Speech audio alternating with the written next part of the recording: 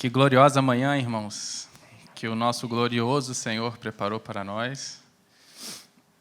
Não queria que os irmãos confundissem sempre que eu falar glorioso nessa manhã, eu vou usar mais essa expressão do que o comum. Queria pedir para os irmãos, principalmente aqueles que estão aqui na primeira fileira, se conter durante a pregação. Foi preparado até um avivamento aqui nessa manhã, mas vitória justa, vitória merecida.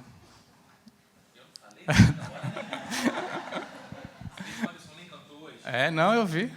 Apareceu um anjo, calou ali, ó. Tipo fez com José. Meus irmãos, um prazer estar aqui mais uma vez para a gente conversar e refletir junto na palavra do nosso Senhor e Salvador Jesus Cristo.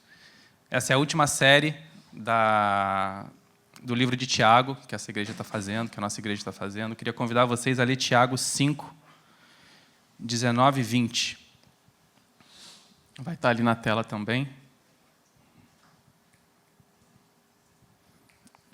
Vou ler junto com vocês aqui. Meus irmãos, se algum de vocês se desviar da verdade e alguém o trouxer de volta, lembrem-se disto: quem traz de volta um pecador do seu caminho errado, salvará da morte a vida dessa pessoa e fará que muitíssimos pecados sejam perdoados. Amém. Vamos orar? Pai amado, a gente pede a Tua bênção, a Tua graça, a Tua misericórdia e pede que o Teu Espírito, que já habita em nós, fale conosco para a honra e glória do Seu nome. Em nome de Jesus, amém. Meus irmãos, queria começar com uma frase, uma reflexão, um pensamento do C.S. Lewis. Ele diz o seguinte: um território ocupado pelo inimigo, assim é o nosso mundo. O cristianismo é a história de como o rei por direito desembarcou disfarçado em sua terra e nos chama a tomar parte numa grande campanha de sabotagem. Eu acho esse pensamento dele muito interessante, muito simbólico para a gente, porque ele lembra, primeiro, que essa terra aqui onde a gente vive pertence a Deus. Esse pensamento lembra a gente que o mundo, no estado em que ele está, é um território ocupado pelo inimigo, porque o pecado, através da ação humana, entrou no cosmos e hoje a natureza clama pela redenção, o ser humano clama pela redenção de Jesus. E ele lembra que esse mesmo Deus não nos deixou lançados e abandonados à própria sorte, mas ele entrou neste mundo porque ele é o rei por direito. E ele veio disfarçado para fazer uma sabotagem. E o que é uma sabotagem? Sabotagem é tudo aquilo que a gente pode fazer para que um intento, um intuito, um objetivo não seja exitoso. Tudo aquilo que a gente puder fazer para que o mal que ainda está nesse mundo não prospere e não tenha efeitos positivos, isso é uma campanha de sabotagem. E o nosso rei, quando ele entrou nesse mundo, nessa terra que é dele por direito, e veio na forma de um bebê, o nosso rei Jesus Cristo, ele escolheu vir numa casa humilde, pobre. Ele escolheu vir numa cidadezinha, que alguns estudiosos vão dizer que tinha pouquíssima gente, pouquíssimos habitantes. Alguns dizem até que tinha, 20 famílias, 20 casas, mais ou menos 100, 200 habitantes. Esse é o lugar que o nosso rei resolveu vir disfarçado, numa pequena cidade em Nazaré. E o nosso rei inaugurou o reino dele e nos chama a nos juntar no reino dele para contribuir nessa campanha de sabotagem, como agentes do reino dele, para impedir o pleno funcionamento do mal. E por que eu lembrei desse pensamento do Lewis quando eu peguei esse texto aqui, era o texto de hoje, são os últimos 2 versículos da carta de Tiago? Porque ele está falando aqui do convite que Jesus fez para cada um de nós para nos juntarmos a ele nessa campanha de sabotagem. Nesse texto que a gente leu aqui, ele está falando: olha, se algum de vocês se desviar e alguém o trouxer de volta para casa, uma multidão de pecados vai ser perdoado. E quando eu comecei a refletir nesse texto, me veio um primeiro sentimento, um primeiro pensamento, que é o que eu queria conversar com vocês aqui. Eu não sei se acontece com vocês quando vocês leem esse texto. A gente tem uma tendência de, ao ler esse texto, pensar assim: esse texto é para quem não é convertido. É uma tendência. Mas eu queria chamar a atenção para vocês no primeiro ponto de reflexão aqui para a gente conversar. Tiago, ele está escrevendo de novo, mais uma vez, o pastor Roberto aqui cansou de falar sobre isso. Ele começa como esse excerto, esse texto? Meus irmãos. Então ele está falando para irmãos da família, que o nosso irmão mais velho veio nos incluir, Jesus Cristo. Ele está falando para a gente. E ele vai além. Ele vai dizer: se algum de vocês, vocês, se desviar da verdade e alguém o trouxer de volta. Então, ele não está falando aqui para pessoas que estão somente perdidas do caminho. Ele está falando aqui, primariamente, para pessoas que estão perdidas no caminho. Se você, um dia, aceitou o chamado de Jesus para a sua vida, se reconheceu como pecador, viu que Jesus é o sentido da sua existência, que Ele é o poderoso nome e acima do nome dele não há nenhum outro, você se converteu, você já veio para casa. A propriedade exclusiva de Deus, o selo de Deus já está sobre a sua vida e sobre a minha. Mas pode ser que a gente se desvie mesmo estando no caminho. Então, a primeira reflexão que eu queria fazer com vocês aqui, quando você olhar esse texto, não tenta separar. Nós, os salvos, nós, os convertidos, nós, os que voltamos para casa, e eles, aqueles que estão lá do lado de fora, que ainda não se arrependeram. Primeira reflexão é essa: a gente pode estar perdido no caminho e pode estar perdido também do caminho. E o chamado ao resgate, que Jesus fala aqui por meio de Tiago, é um chamado para quem está no caminho, chamar os de fora, e também para quem está no caminho, cuidar para que os que estão já no caminho não se desviem, não se percam dentro do caminho. Faz sentido? Já aconteceu de você estar numa viagem, num destino, pode ser num shopping. Você sabe onde você quer ir, você sabe que você não vai sair do seu objetivo final, mas você se perde no meio do caminho. E aí eu não vou entrar nessa coisa de homem e mulher, mas assim, geralmente um dos dois tende a parar e perguntar: vem cá, meu amigo, onde é que é a loja tal? Ou onde é que é o destino tal que eu preciso ir?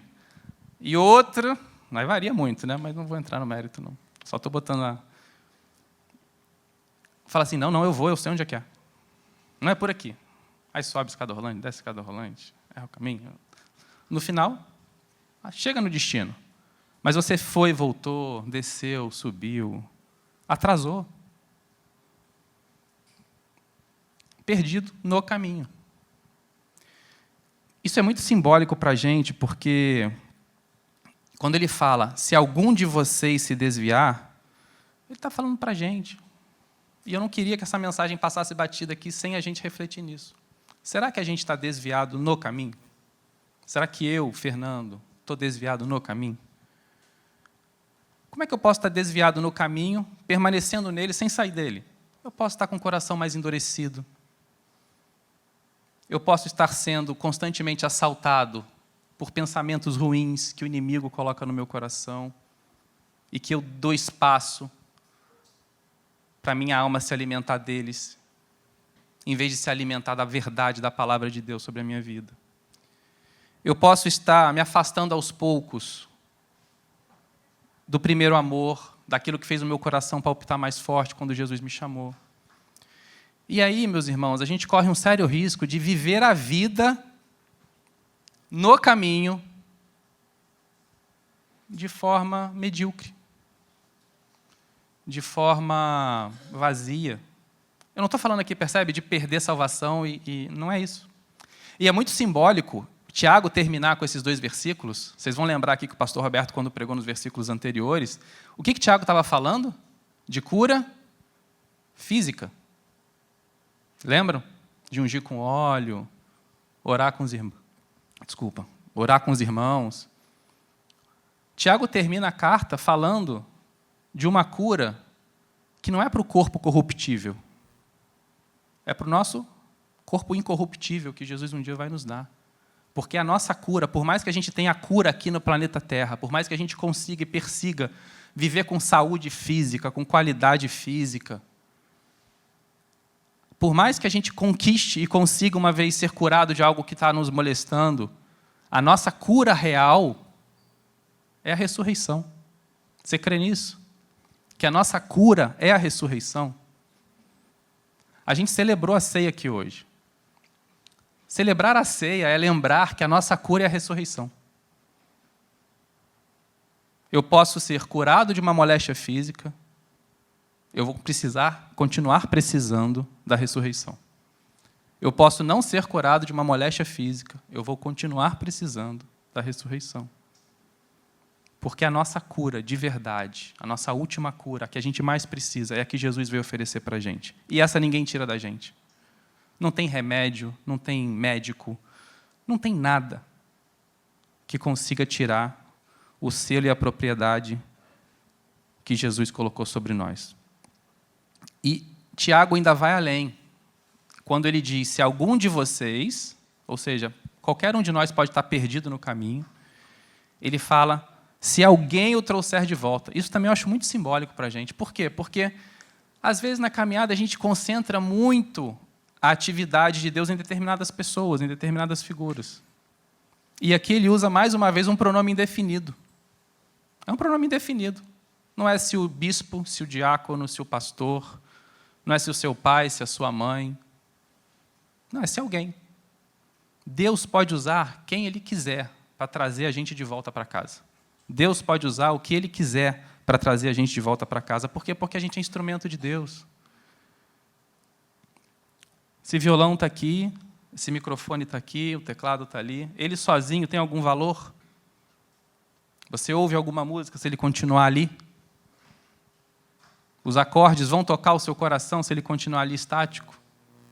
Não, precisa que alguém execute. Precisa que alguém inteligentemente e amorosamente componha uma canção por meio das cordas que estão ali. Senão ele não vai alcançar você.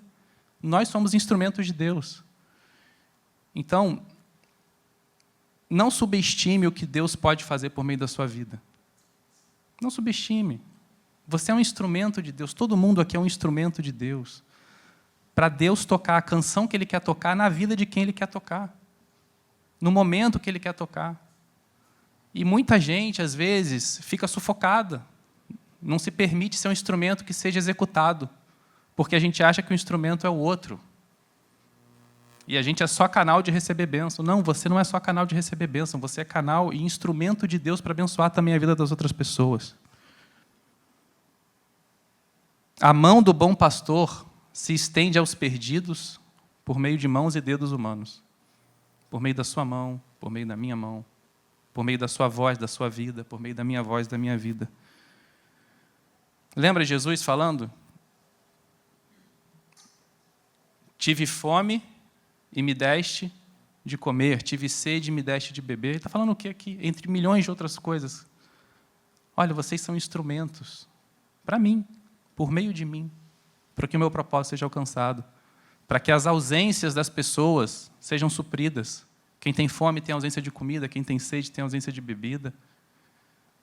Tudo que falta nesse mundo, porque a gente se desviou de Deus, a gente é canal de Deus e instrumento dele para suprir. Por meio dele, para a glória dele.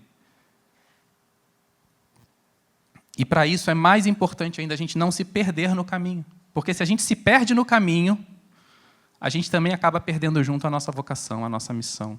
E aquilo que Deus chamou a gente para fazer. Tiago também usa uma expressão aqui muito cara para a gente, muito forte, que é trazer de volta.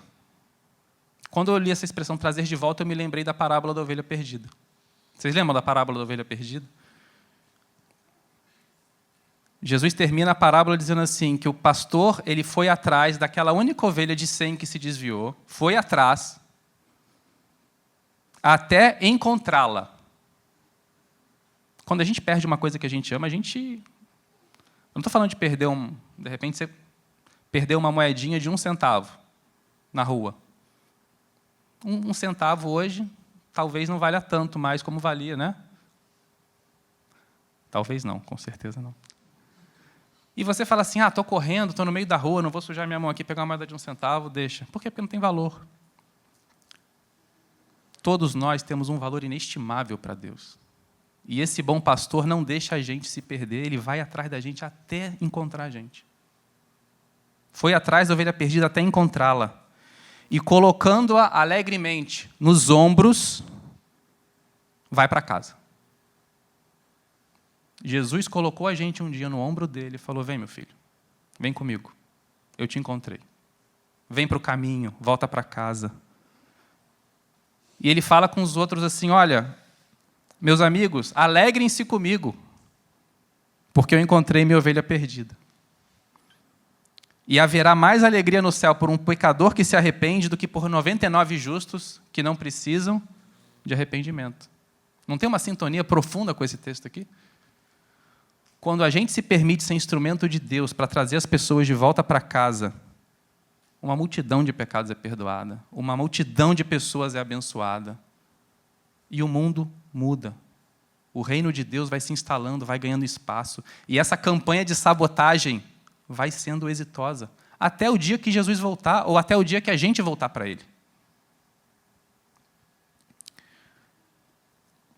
Esse texto também me lembra de um outro ponto, que todos nós precisamos de alguém para cuidar da gente. E todos nós, em algum momento da caminhada, não importa o quão estável emocionalmente você seja, não importa o quão seguro de si você seja, não importa o quanto você busque a Deus, todos nós precisamos, em algum momento da caminhada, de alguém para botar a gente no ombro e lembrar que o nosso caminho está aqui. Que o nosso caminho é Jesus. Eu preciso disso, você precisa disso. Nós não nos bastamos. E mais do que isso, em tempos de proliferação de vídeos e de igrejas e acesso a pregações no celular, onde quer que você esteja, o que é algo muito bom, é algo maravilhoso, porque o Evangelho alcança lugares e desbrava fronteiras que ele não desbravaria. Tem um lado perverso também, que é tirar a gente da comunidade. E fazendo um paralelo com o que a gente está falando, às vezes a gente pode estar na comunidade sem ser uma comunidade. Porque se a gente está aqui e todo mundo olha um para o outro e fala assim, eu fui lá hoje no domingo, celebrei a ceia, voltei para casa, e passa a semana, e você, eu não estou falando para você se abrir, conversar e ser franco sobre as suas fraquezas com todo mundo, mas você tem que ter um irmão de caminhada, de jornada. Uma pessoa que você possa abrir seu coração e falar, estou precisando de ajuda. Aquele sorriso que você viu lá no domingo não foi verdadeiro. Eu estou precisando desabafar um pouquinho, eu estou precisando conversar um pouquinho, eu não estou bem. Essa franqueza a respeito das nossas fraquezas é essencial para a gente caminhar, gente. A gente vive hoje cada vez mais num mundo de imagem. Está todo mundo bem o tempo todo. Está todo mundo bem o tempo todo. Gente, quando eu vejo, fazendo um paralelo aqui, foto de casal, viajando com criança, postando foto rindo, eu falo assim, isso não é verdade. Isso não é verdade. Porque se você for postar o caos que é, você não vai postar nada. Para tirar a foto já é um parto. Para você sentar para comer alguma coisa é outro parto. E está todo mundo assim. TBT. Que TBT? E a gente se acostuma com isso. Mas vida cristã, vida comunitária, vida do Evangelho, não é isso.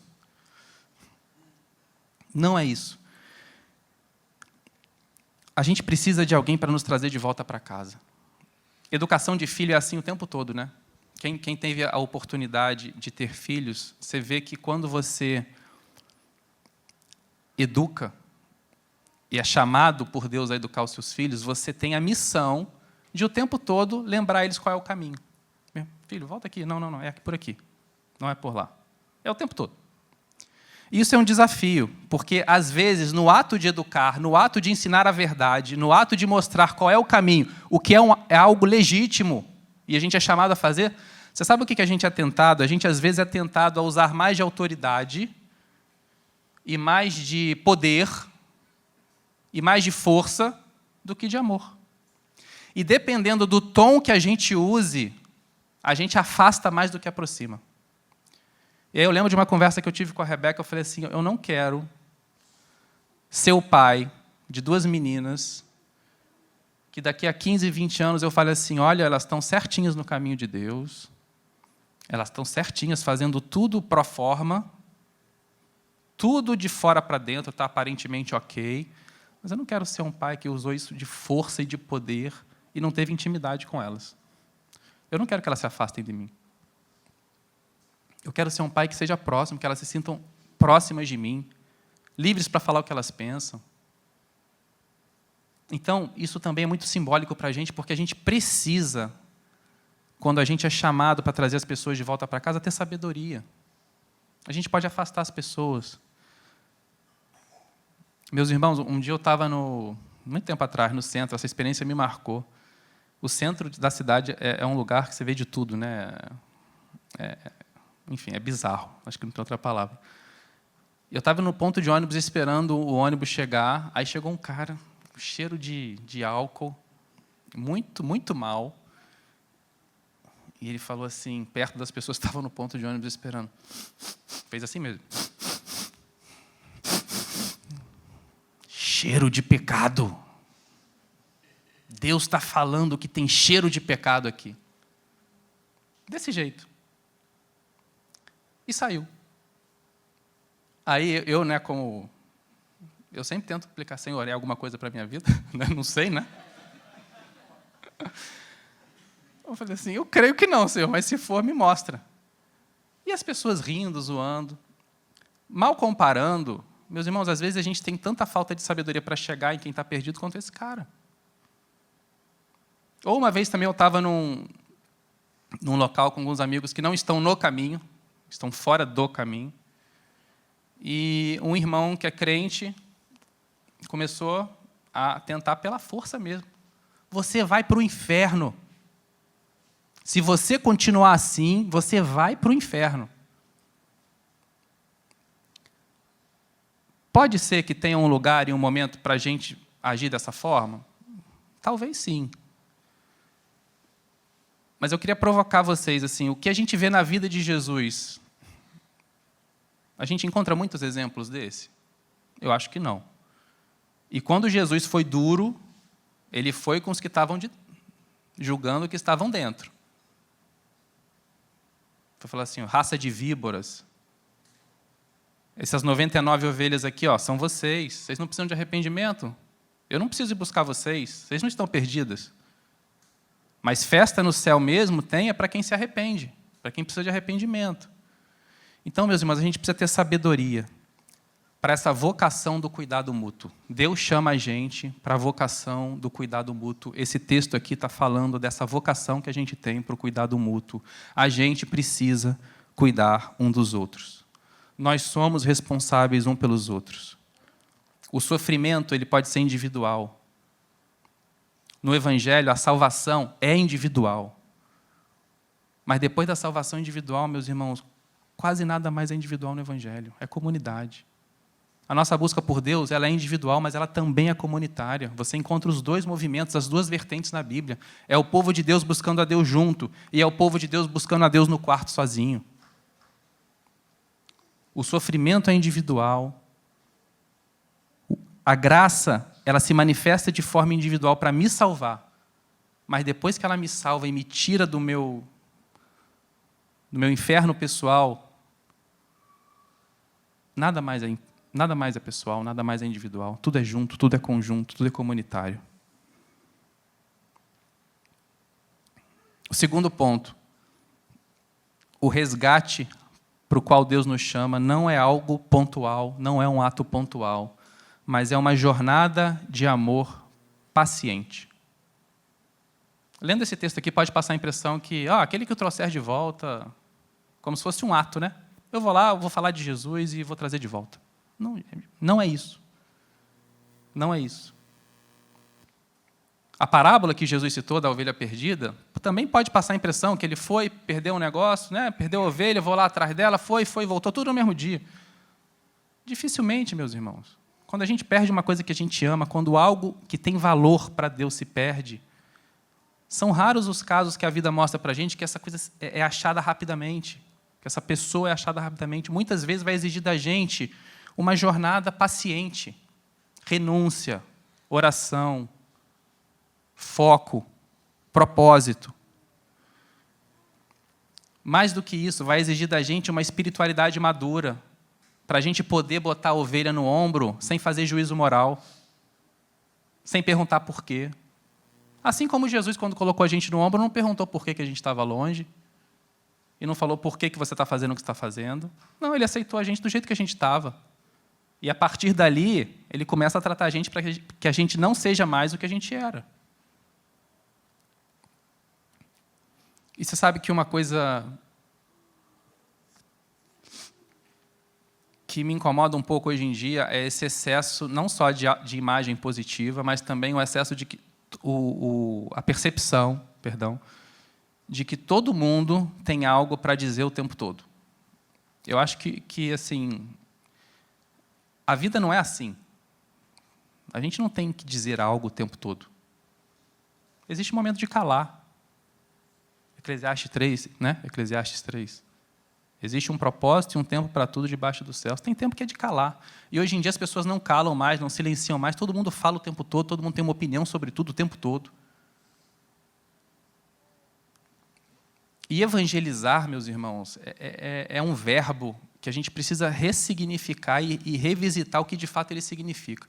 Quando Jesus, em Mateus 28, ele chama a gente para a grande comissão, o que ele fala? Ide por todo mundo e fazei discípulos. Fazei discípulos.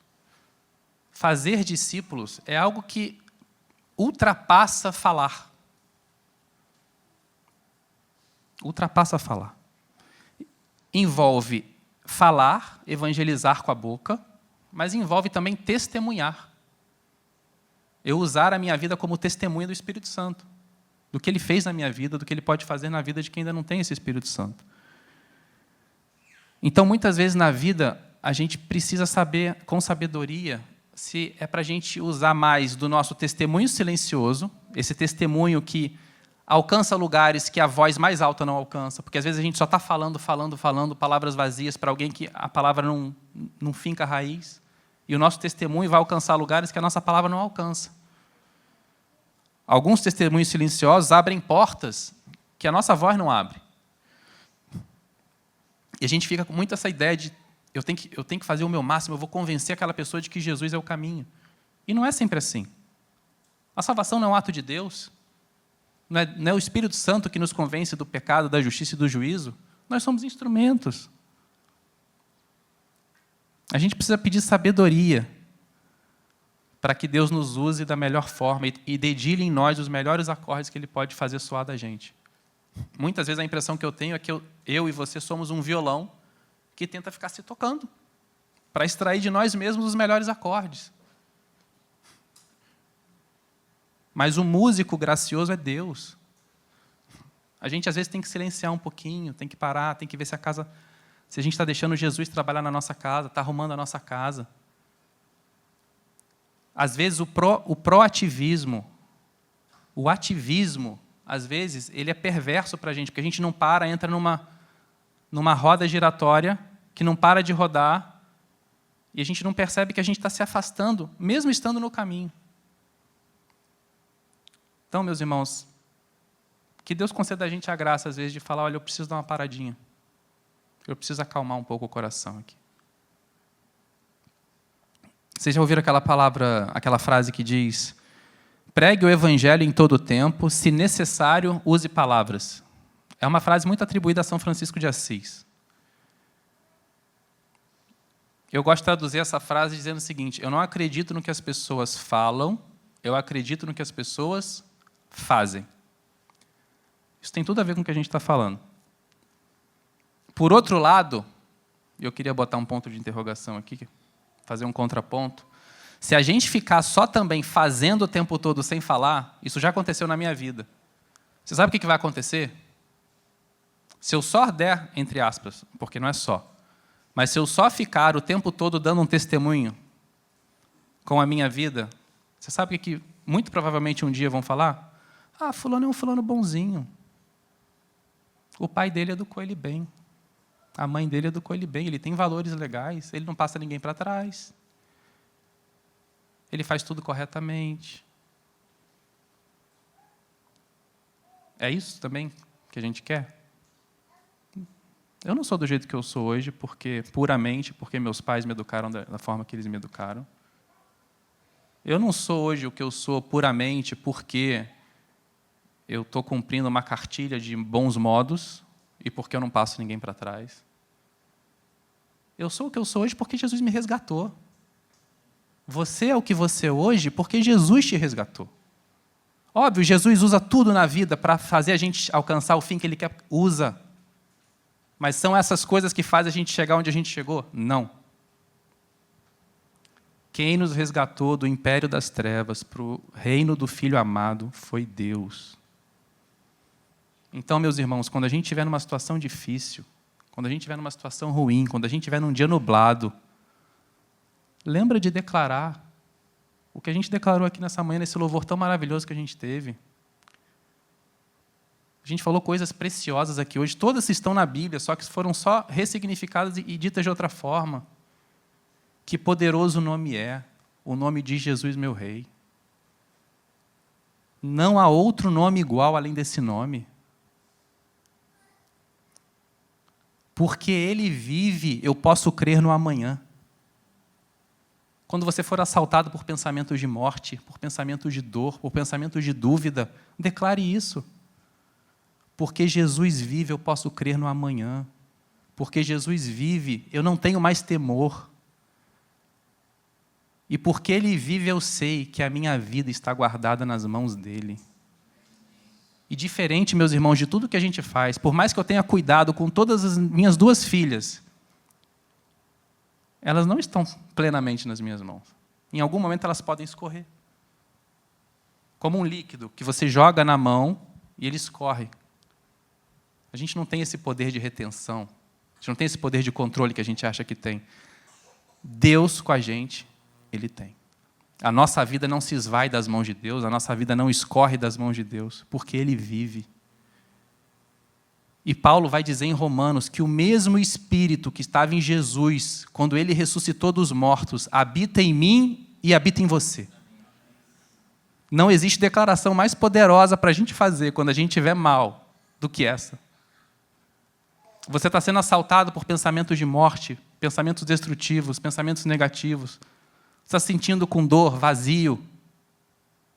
Declare, meu irmão, o mesmo Espírito que habitou em Jesus, quando Ele ressuscitou dos mortos, habita em mim. E tem o poder e vai fazer eu ressuscitar desse meu corpo mortal. É o que Paulo diz em Romanos. A Bíblia está recheada dessas verdades para a gente anunciar e pregar para o nosso coração. E por fim, eu queria lembrar vocês que a gente é a comunidade dos desviados que foram trazidos de volta para casa, dos perdidos que foram achados e das ovelhas desgarradas que foram postas no ombro do bom pastor. Porque às vezes a gente se esquece disso também. Às vezes a gente já está há tanto tempo aqui, já é crente velho, já está acostumado a fazer o que a gente faz. E a vida redimida que Deus proporciona para a gente é muito além. A nova vida que Deus proporciona para a gente é muito, muito, muito além do que a gente faz num culto de domingo, ou do que a gente posta em alguma rede social, de um versículo que abençoa o nosso coração. essa comunidade de desviados, de ovelhas perdidas que foram achadas, é uma comunidade que se ajuda. E se a gente for franco a respeito das nossas fraquezas, a gente vai crescer junto. Você crê que a gente pode crescer junto? Então, meu irmão, eu queria que você, primeiro, como aplicação prática dessa reflexão de hoje, primeiro eu queria que você pensasse aí em alguém que você consegue identificar que está longe de casa. Alguém que está perdido do caminho. Pode ser um irmão seu, um amigo, um conhecido. Alguém com quem você já teve a oportunidade de falar do Evangelho, de mostrar a sua vida como testemunho. Pensa nessa pessoa e pede para Deus te usar como instrumento. Quando Ele quiser, como Ele quiser. Sem o compromisso e o dever e a meta anual de você trazer ele para Cristo, porque não tem meta aqui. Jesus não tem meta para bater com Deus Pai. Meta é coisa de ser humano. Jesus não tem meta para bater com Deus Pai. Tivemos tantos convertidos esse ano, amém, glória a Deus, ano que vem vou dobrar a sua meta. Não é isso. Não é isso. Jornada paciente. Eu tenho um amigo, que é meu amigo da infância. Da infância. Eu, às vezes, até mudo o vocabulário para falar com ele, porque precisa. Uso o vocabulário que ele usa. Ele até hoje não veio assistir uma pregação, seja nessa igreja ou em outra que eu chamei ele. Ele ainda me vê como uma pessoa boazinha, que foi bem educadinha. Mas ele sabe, porque eu tive a oportunidade, Deus me deu a oportunidade de um dia falar abertamente para ele de Jesus, e eu falei. E ele não esqueceu disso. Teve um dia que ele estava na casa dele, ele tem 3 ou 4 filhos, agora não vou lembrar. Ele é uma pessoa totalmente assim, era totalmente cética. Eu lembro que ele me ligou, ele me chama de Júnior, falou, Júnior, cara, acontecendo uma coisa bizarra aqui em casa, eu juro para você, eu não estou zoando. Ele zoa muito, né? Então, assim, falar sério com ele é difícil. Mas nesse dia eu falei, ele está me zoando ou não está zoando? Juro para você, eu vi uma cadeira se movendo na minha casa aqui, enquanto eu estava com os meninos cuidando, e a esposa estava fora de casa. Ele falou, eu não sei o que eu faço, estou desesperado. Aí eu falei assim, vai para o inferno. Não.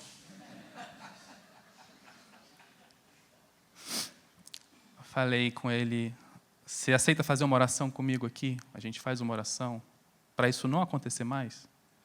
Porque isso tem a ver com aquilo que a gente conversou aquele dia. Jesus é o nome que está acima de todo nome. Não existe nome acima dele. E é esse nome que resgatou a gente do império das trevas. É esse nome que tirou a gente do poder das trevas e nos trouxe para a sua maravilhosa luz. E onde há luz, esse tipo de coisa não acontece. Você quer fazer uma oração comigo? E nesse dia ele fez a oração comigo. E aí eu poderia estar contando aqui isso como um baita testemunho de conversão. Eu trouxe ele de volta para casa. Mas não sei o que aconteceu, não. Ele fez a oração. Nunca mais tocou comigo no assunto. Eu, de vez em quando, voltou a acontecer. Ele, não. Aí eu falo, vai para o inferno. Não. Mas ele...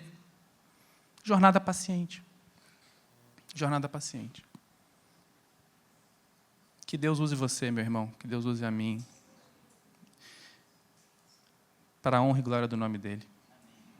Amém? Não deixe o inimigo te apequenar no caminho. Não deixe o inimigo fazer você ficar se apegando mais à rotina e ao dia a dia, aos afazeres, às metas, do que ao que realmente importa na vida.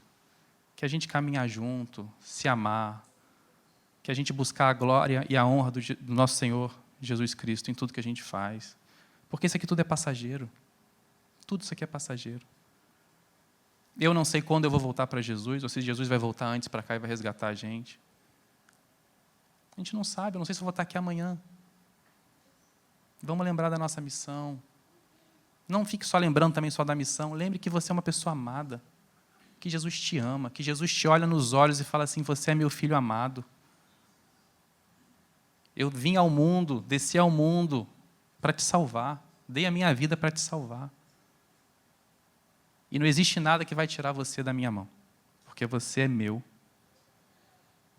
E enquanto você estiver no meu caminho, ainda que você se desvie, eu vou continuar te trazendo de volta para casa, porque aqui é o seu lugar.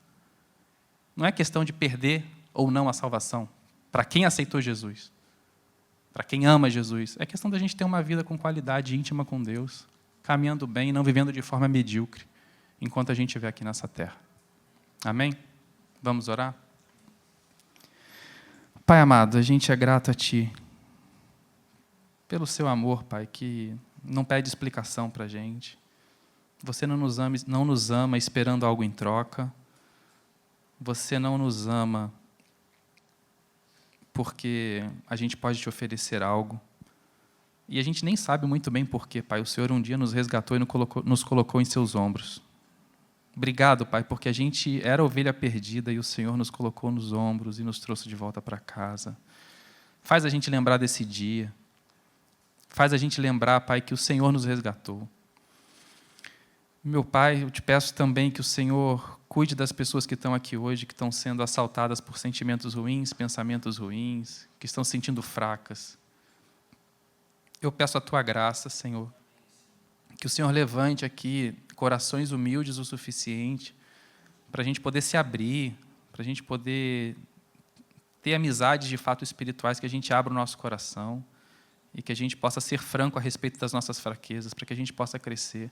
A gente não quer ficar 20, 30, 40, 50 anos na igreja, Pai, fingindo ser alguma coisa. A gente quer crescer contigo e crescer com os nossos irmãos.